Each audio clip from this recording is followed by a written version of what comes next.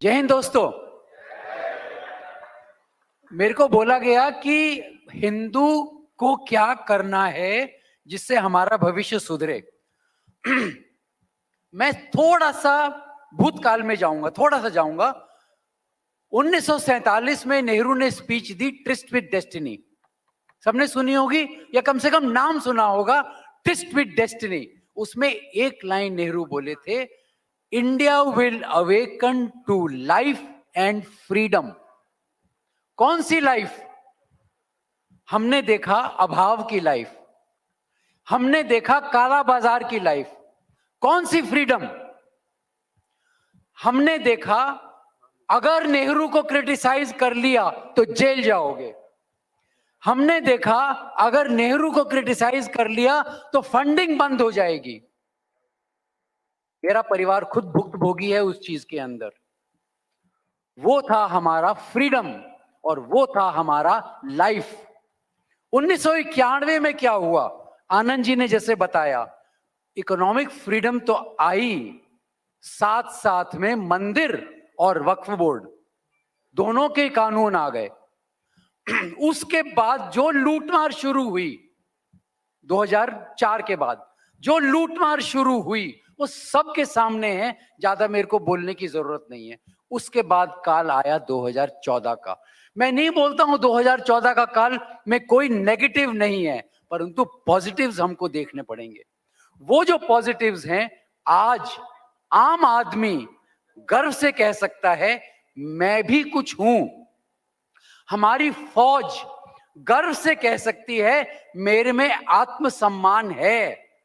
जो बात करी हमने, सर्जिकल स्ट्राइक करी और इतने सारे हम अब वेपन्स लेके आ रहे हैं, जिसके लिए 2007 में कह दिया गया था पैसा ही नहीं है, क्या करेंगे। ऐसी स्थिति में पैसा भी निकल आया, फौज के लिए आर्म्स भी आ गए और भारत में बनने भी शुरू हो गए और भारत से एक्सपोर्ट भी शुरू हो गया। संजय जी हमेशा बात करते रहते हैं पंचमक्कार की। ये पंचमक्कार आज नहीं है, ये पंचमक्कार 1947 से हैं। उस समय बहुत आराम से क्वाइटली ये लोग अपना अपना काम करते थे, सरकार से सपोर्ट भी मिलता था। आज ये पंचमक्कार जो हैं ये खुलेआम बढ़ चढ़कर काम करते चले जा रहे हैं। आनंद जी ने बताया, पंडित जी ने बताया, लेस्टर में क्या हो रहा है, पूरे विश्व में हो रहा है, केवल भारत में नहीं हो रहा है, पूरे विश्व में हो रहा है। ऐसे पंचमक्कार, एक जो मैंने नाम सुनाया, दूसरे मिशनरीज जो लैंड को ग्रैब कर रहे हैं, तीसरे वामपंथी जो हर तरह से भारत के तोड़ने की शक्तियां कर रहे हैं, मीडिया की बात कर रहे हैं, बुद्धिजीवी की बात कर रहे हैं। मैं इसमें दो नाम और जोड़ूंगा। एक है राजनीतिज्ञ जो अपनी सत्ता बचाने के लिए लूटमार भी करते हैं और दुश्मन से हाथ मिलाने को भी तैयार हैं, और दूसरा है कॉरपोरेट। मैं खुद कॉरपोरेट से हूं, लेकिन मैं अपनी निंदा करने को तैयार हूं। कॉरपोरेट जो अपने प्रॉफिट्स के लिए दुश्मन के साथ हाथ मिलाने को तैयार हैं। दोस्तों, जब तक हमारे मन में ये स्वार्थ जिएगा, स्वार्थ कहां से आया? Go back to Nehru. जब हमने काला बाजारी की बात करी, हमारा जीवन अभाव का था, सारा का सारा स्वार्थ हमारे जीवन में वहां से आया। और यही कारण है कि आज हमारा देश जो है दो राह पे खड़ा है। पहला राह जो हम बात करते हैं, भारत विश्व गुरु की तरफ अमृत काल की तरह से जाने को संभावना बन रही है। हमारा अमृत काल, जैसे हमारा टॉपिक भी है अमृत काल, अमृत काल का उषा काल है, साथ में याद रखना विष काल का भी उषा काल है। ये जो मक्कार हैं हमारे, ये हमको विषपान कराने को तैयार हैं। और हमारा जो भारत का स्वर्णिम युग है, जिसके लिए हम ऑलरेडी शुरू हो गए हैं, जो हमारे मोदी जी ने कार्यक्रम किया कि हम बढ़ रहे हैं आगे, हम विश्व में हमारा परचम फैल रहा है, हमारी इकोनॉमी बढ़ रही है, 5 ट्रिलियन पहुंचने की बात हो रही है, अगले कई वर्षों में 50 ट्रिलियन पहुंचेगी। लेकिन साथ साथ ये बात हुई थी केवल इकोनॉमी राइज से काम नहीं चलेगा, धर्म के साथ अगर इकोनॉमी चली तभी हम विश्व गुरु की तरफ बढ़ सकते हैं, अन्यथा विश्व काल की तरफ ही हम लोग बढ़ेंगे।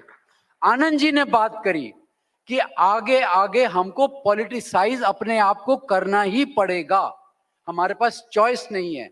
अगर हम बिना पॉलिटिक्स के काम करेंगे तो हम लोग केवल बातें ही करते रहेंगे, अदरवाइज हम आगे नहीं बढ़ सकते हैं। एक तो मैं ये कहना चाहूंगा कि स्वर्णिम युग भी आएगा तो हिंदू की वजह से आएगा और विश्व युग आएगा तो भी हिंदू की ही वजह से आएगा। डिटेल की बात नहीं करूंगा, आशा है आप लोग समझेंगे। मेरी इच्छा है और आप सबकी इच्छा होगी कि स्वर्णिम युग ही आए और भारत विश्व गुरु ही बने। उसके लिए आपको केवल 2 लाइन सुनाऊंगा।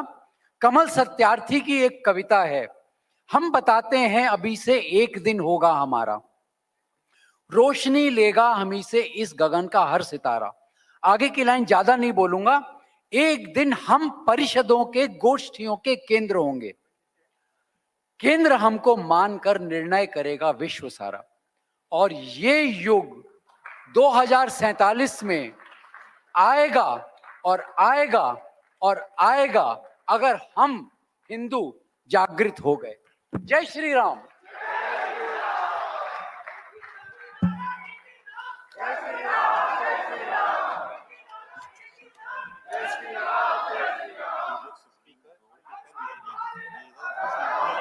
हमारे साथ है डॉक्टर ओमेंद्र रत्नू, श्री तुफैल चतुर्वेदी, श्री नीरज अत्री और श्री रघु डालमिया।